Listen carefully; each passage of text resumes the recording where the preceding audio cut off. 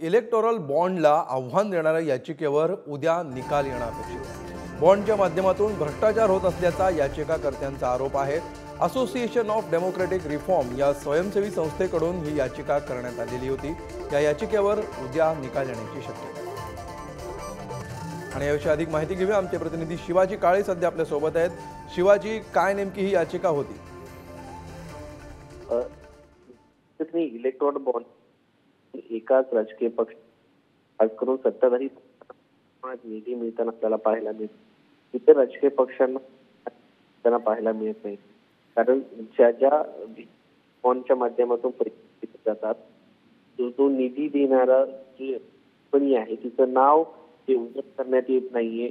आणि विशेष बाब म्हणजे पक्षांना देखील ज्या कंपनीकडे निधी मिळतो याची माहिती सरकारकडे असते, कारण state bank of India he bond काम करत असते।